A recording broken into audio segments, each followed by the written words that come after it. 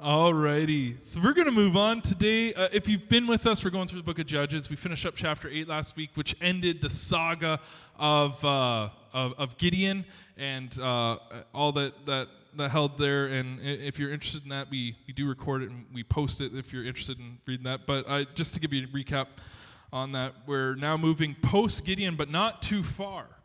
You'll notice that at the end of chapter 8, it said that immediately after Gideon died, not only did they have the golden ephod, which they were worshiping as an icon that was leading them astray, but then as soon as he died, they set up a shrine and a temple to none other than Baal once again. And so this is kind of picking up right off of the heels of that in chapter 9, verse 1, where it says, Abimelech, son of Jerubbaal, if you remember, that was Gideon, he went with his mother's brothers, or his uncles, in Shechem, and he said to them and all of his mother's clan, ask all the citizens of Shechem, which is better for you, to have all 70 of Jerubbaal's sons rule over you, or just one man? Remember, I am your flesh and blood. Blah. So if you remember the story, they tried to crown Gideon king, and Gideon said, no, God is to be your king. We're to submit ourselves under God, and then immediately made an idol. But he said, submit. We're supposed to be submitted under God. We're the nation of Israel. God is our ruler. We don't serve any man. And yet here, it seems that this attitude must have persisted, that even though he may not have officially taken the title king, we know that Gideon did have some major sway and influence and power in the nation of Israel for his entire life. And now that he's passed away, it seems that they're now looking at the sons of Baal. And of course, if you remember, he had a lot of them because he had a bunch of wives and concubines. So he's got 70 sons. And one of them is this Abimelech. And right away, he's plotting and scheming because he wants that crown. He wants that authority. And it says, when the brothers repeated all this to the citizens of Shechem, they were inclined to follow Abimelech because he is related to us. Right? Well, if we're going to pick anyone to rule us, why not pick the guy that we think is going to be better to us? And they gave him 70 shekels, what I thought was interesting, of silver, which thing I thought was interesting is it was 1/10 of what Gideon received from the people. 70 shekels of silver from the temple of Baal Berith. That was the temple. That was the god that they immediately started to worship right after Gideon's death. Now here it is. They're paying for what is about to be the terrible events that are about to unfold. And Abimelech used it to hire reckless scoundrels who became his followers. He hired some mercenaries. He went to his father's home in Ophrah and on one stone murdered his 70 brothers, the sons of Jerubbaal. But Jotham, the youngest son of Jerubbaal, escaped by hiding. Then all of the citizens of Shechem and Beth Millo gathered beside the great tree at the pillar in Shechem to crown Abimelech king. It's interesting because we always talk about the first king of Israel, and we name him Saul. And yet here it is. We have our first king, but you'll understand why. It doesn't exactly go well for this first king because of the way that he does this.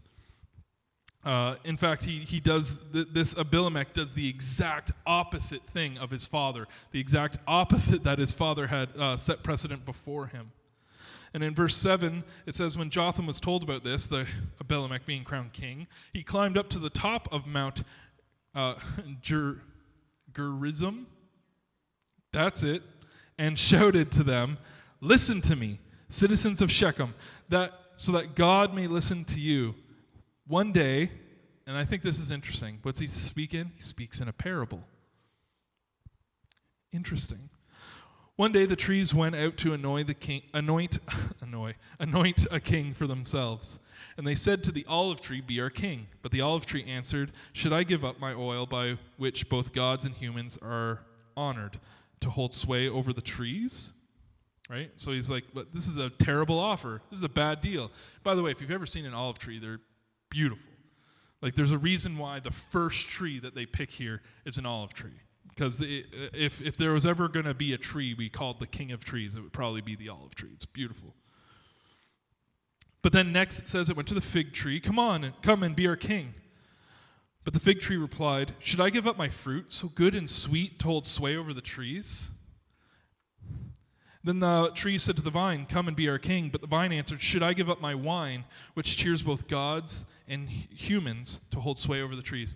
Now you'll notice right away, all three of these recognize they had to give something up in order to get something, right? Nothing is free. Just because they're offering to do it doesn't mean it came without a cost. It meant they had to give something up, and they recognize that. Whenever someone comes to you and offers you something for free, recognized it's not. It comes with a cost. Finally, all of the trees then said to the thorn bush, "Come and be our king." And the thorn bush said to the trees, "Well, if you really want to anoint me king over you, come and take refuge under my shade. But if not, then let fire come out of the thorn bush and consume the cedars of Lebanon." I thought this was interesting because a thorn bush is not exactly a pretty looking thing, is it? It's briary and terrible looking, and whenever we often use the imagery of thorn bushes, you think about things like all the cartoons that you grew up with as a kid, like Sleeping Beauty, and it's the briars and thorn bushes, and those are things of evil and malice and not good. Or you think about when they draw scary pictures of someone going through the woods and they're scared. It's not that they're scared of a beautiful green tree and the life and the goodness, but something that's horrible and thorny and briary. And yet these people are so desperate for a king, these trees are so desperate for a king that they would even go to that which they know is wrong. I thought it was, and again, as I mentioned before, I thought it was really interesting that even back then they were using parables all the time, because that's just so, people haven't really changed that much, have we? We understand images, we understand pictures, and we're often taught the best lessons by being given a picture. Now, maybe this doesn't make a whole lot of sense to you, and part of that comes from a difference in culture. We don't necessarily speak the same way. We have different emphasis on different things. Kind of like how we were singing earlier about the power in the name, and it's because names, quite frankly, have almost degraded into this thing. It's just, as you may have heard people say, well, it's just the sound I make with my mouth to get your attention. Right? Whereas before, names actually had power and authority. Names meant something. It was your identity, right? Your name had real sway, and that's what we're seeing here. Is there's something coming out of this story that really sits with them, and we're going to see that as we move forward. In verse 16, it says. So this is still Jotham, this is still the young son of Gideon. He says, "Have you acted honorably and in good faith by making Abimelech king? Have you been fair to Jerubbaal," that is Gideon, "and his family? Have you treated him as he deserves? Remember that my father fought for you and risked his life risked his life to rescue you from the hand of Midian. But today you have revolted against my father's family, and you have murdered his 70 sons on a single stone, and have made Abimelech, the son of his female slave, king over the citizens of Shechem, because he's related to you. And so you have acted honorably and in good faith. So have you acted honorably and in good faith toward Gideon," right, Jerubbaal, "and his family today? If you have, then may Abimelech be your joy, and may you be his too. But if you have not, let fire come out from Abimelech and consume you, the citizens of Shechem and Beth Millo. And let fire come out from you, the citizens of Shechem and Beth Millo, and consume Abimelech." Now, on first reading, you read that, right? Let fire come out from you. You're thinking, can't possibly be literal, right? How does fire come out from somebody? He's not a dragon. He can't just breathe it and suddenly. But I find that this curse that Jotham is putting onto the people of Shechem, onto his brother Abimelech, it has a very interesting way of coming true. And then it says that Jotham fled, escaping to Beer, and he lived there because he was afraid of his brother Abimelech. And if you may or may not recognize that name, but we know kind of where it is. We know that it is obviously outside of Israel because he fled to escape there, and his brother was setting himself up as king. And we also know, because in Numbers chapter 21, verse 16, it's actually referenced there that while they were wandering in the wilderness, they came up to the city of Beer. So this is a place that is known to them, but it's obviously outside of his brother's control, outside of his realm, and he flees there for safety.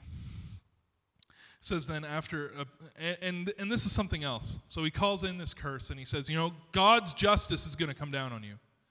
This evil, evil thing that you have done, God will have his vengeance. And then the very next verse said, after Abimelech had governed Israel for 3 years. He didn't get his immediate avenging, he didn't, the blood of his brothers was not avenged immediately. And so many times, so often, we have this impatience in us where we think, God, these people have done evil to you, to your church, to your people. Lord, how can you let it go? But let us remember that the nation of Israel didn't exist for 2,000 years before it was finally brought back. God will have it done in his time. In God's way, and we just need to be patient and recognize that just because it seems a long time to us, it's but merely a blink of the eye for the Lord. It said after he had governed Israel for 3 years, and I think this is interesting because he was set up as king in Shechem, and then another town kind of joined up, but then somehow, I don't know why, but they seem to all tend to just, he tends to be able to, he governs all of Israel all of a sudden, which is weird. But that's what happened. You would have thought there would have been some sort of resistance to this rule because there were so many of them that were already, I'm assuming not everyone was corrupted and given over to Baal worship, but maybe they were. But somehow Abimelech secures rule over all of Israel. And then it says, then God stirred up animosity between Abimelech and the citizens of Shechem so that they acted treacherously against Abimelech. And I think this is interesting. And let me tell you, I read the rest of the story as a real warning, especially to my own heart. It said God did this in order that the crime against Jerubbaal, Gideon, and his 70 sons, the shedding of their blood might be avenged on their brother Abimelech and on the citizens of Shechem who had helped him murder his brothers. In opposition to him, these citizens of Shechem, so what do? They're mad at him. They're real mad. Abimelech, you're not the king that we hoped for. You're not ruling the way we thought. We don't like you. We brought you in. We made you king, and now we're not happy. So what are we going to do? And this is the weirdest thing. I don't know why they do this, but they set men on the hilltops to ambush and rob everyone who passes by. And this was reported to Abimelech. The reason I think this is weird is because if these are people that are traveling on the road near their city, it seems like they're only hurting themselves and their brothers by doing this action. But such is the way of foolishness in our heart when all we're concerned about is these immediate gratification things. Sometimes we're not able to look far enough into the future to see the effects not only that it's going to have on ourselves, right, like ourselves personally, but also those around us, our families and our community. Now, of course, so this is happening. This rebellion is starting to stir. People are getting real upset. And then it says, now, Gaal, son of Ebed, moved with his clan into Shechem, and its citizens put their confidence in him. Aha! A new hero has arrived. Things must be getting better. And after they had gone into the fields and gathered grapes and trodden them, they held a festival in the temple of Baal, of their god, Baal Berith. But while they were eating and drinking, they cursed Abimelech. You can see where this is going. There's a rebellion beginning to form. And oftentimes when we read this thing and we hear that there's this evil king and all of a sudden this person comes in, it's like, oh, okay, so this guy must be the hero. But as you're going to read, there's pretty well no heroes in this story, only villains. While they were eating and drinking, they cursed Abimelech, and then Gaal, son of Ebed, said, who is Abimelech, and why should we Shechemites be subject to him? Isn't he Jerubbaal's son, right, Gideon's son? And isn't Zebul his deputy? Serve the family of Hamor, Shechem's father. Why should we serve Abimelech? If only this people were under my command, then I would get rid of him. And I would say to Abimelech, call out your whole army. I'm sure we've heard similar things in the past. And then as I was going through the story, I was immediately thinking of like just famous overthrowings throughout history, where some sort of strong man, the country's being oppressed. One of the ones that came immediately to mind when I was going through this was Cuba, where Cuba was being oppressed and they didn't like it. So they all got behind this guy. Hey, this guy says he's for us. And then they rally up behind him, and then things didn't turn out the way that they thought. And then things got bad, and then another strong person comes along, and it's just the cycle of history. And yet here we're going to see God is going to use this for his justice. When Zebul, the governor of the city, heard what Gaal, son of Ebed, said, he was very angry. And under cover he sent messengers to Abimelech, saying, Gaal, the son of Ebed, and his clan have come to Shechem, and are stirring up the city against you. Now then, during the night, you and your men should come and lie in wait in the fields, and in the morning at sunrise advance against the city. And when Gaal and his men came out against you, seize the opportunity to attack him. So Abimelech and all of his troops set out by night and took up concealed positions near Shechem in 4 companies. They set the ambush. And then Gaal, the son of Ebed, had gone out, and he was standing at the entrance of the city gate just as Abimelech and his troops came out from their hiding place. And when Gaal saw them, he said to Zebul, look, people are coming down from the tops of the mountains. You mistake the shadows. Zebul replied, you mistake the shadows of the mountains for men. But Gaal spoke again. Look, people are coming down from the central hill, and a company is coming from the direction of the diviner's tree. Then Zebul said, where is your big talk now? You who said, who is Abimelech, and what that we should be subject to him? Aren't these the men that you ridiculed? Go out and fight them. So this is the problem when you call for a fight, eventually a fight happens. Right? And it's sometimes it's interesting, or it seems fun at the time, or you feel real tough when you start the call. But then eventually there comes a time where you actually have to do something about it. And so then Gaal led out the citizens of Shechem. This is important. Who are they? The citizens of Shechem. And they fought Abimelech, and Abimelech chased him all the way to the entrance of the gate, and many were killed as they fled. Then Abimelech stayed in Arumah, and Zebul drove Gaal and his clan out of Shechem. Who made Abimelech king? I know I'm boring, but the Shechemites, right? The people of Shechem. And now who is it that's rising up against them? The Shechemites. The very people that put him in power, the very people that helped him rise, that helped him kill all of his brothers. They are now in conflict, and they're killing each other. It's very reminiscent of what actually happened with Gideon himself when he rose up against the Midianites. God used the confusion and the chaos to cause the Midianites to actually kill themselves. And it says, and then the next day, the people, and I always thought this was interesting, because these are the very people that are kind of helping him remain in power, keep control. It's these people of Shechem, and yet it is this internal civil conflict that has begun.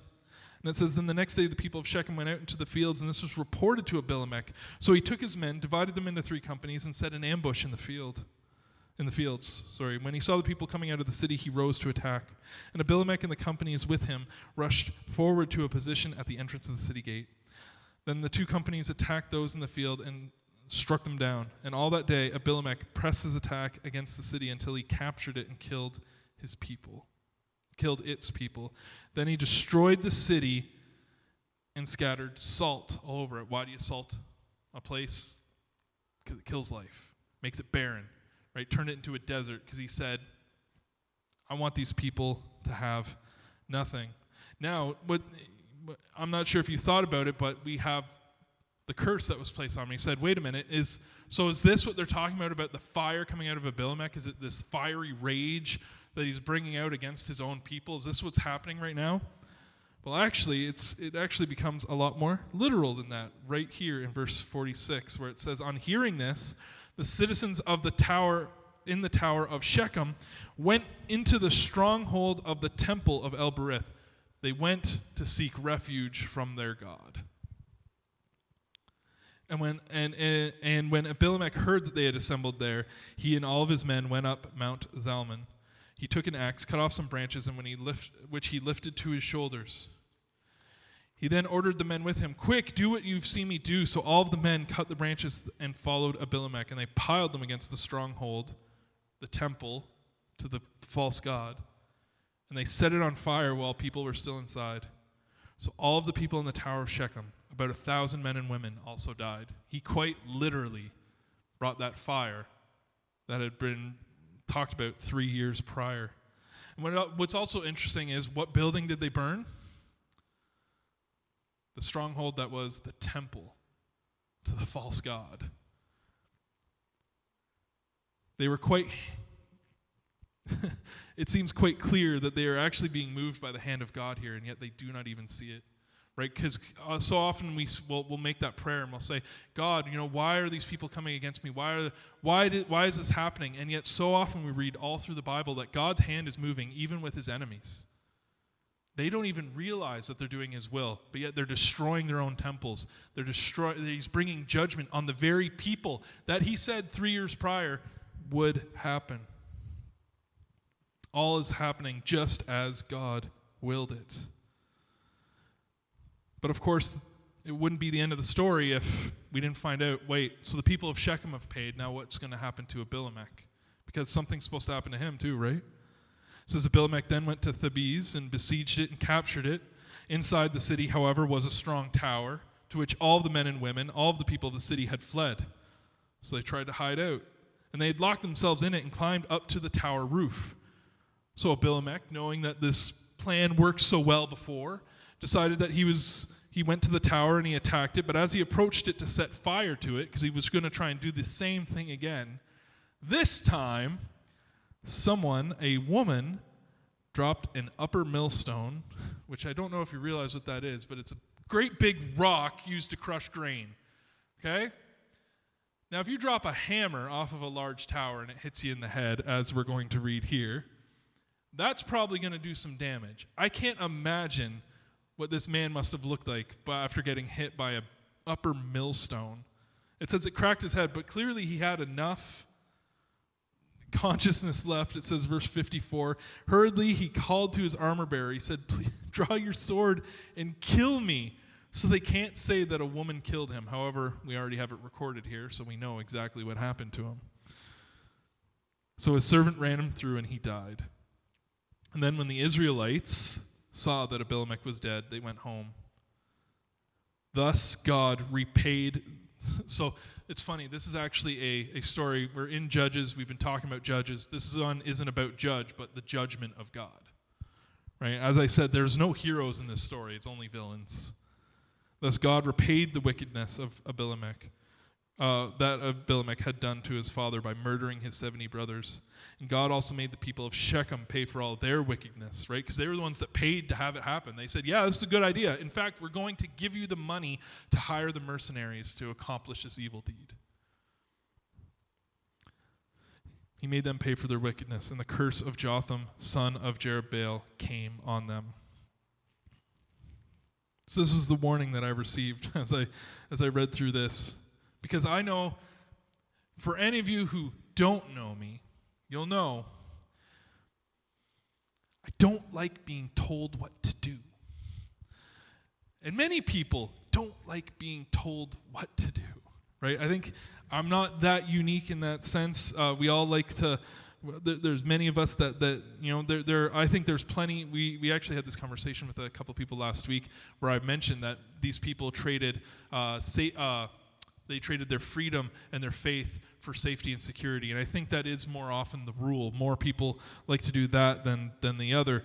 But I think that we also see here that sometimes we can actually let the other side get carried away. We think that what we know is best and what we're capable.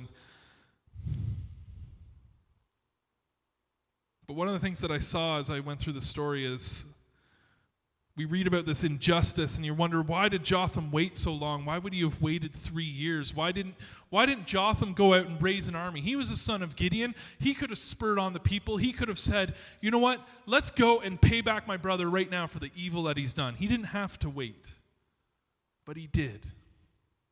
And he was patient, and he said, you know what? No, this is the Lord's. I'm going to hand it to the Lord and let the Lord do it in his time. And he waited patiently, and you know what? The Lord did come through.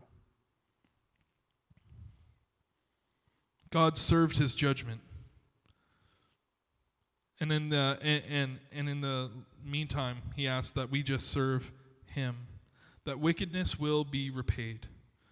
That nothing, as I said at the beginning, nothing is for free. You don't get away with anything. At the end, we've read the New Testament. We know what happens. We're all going to be standing before the great throne in judgment, and we're going to have to answer for it. And if that's not scary, it should be. Because just because you think you got away with it, and those things that no one knows about in your life, you're like, well, it's fine because no one knows about it. God does. And that's why the gift of his sacrifice is so good. It's why it's so undeserved. It's why it's something that we can't,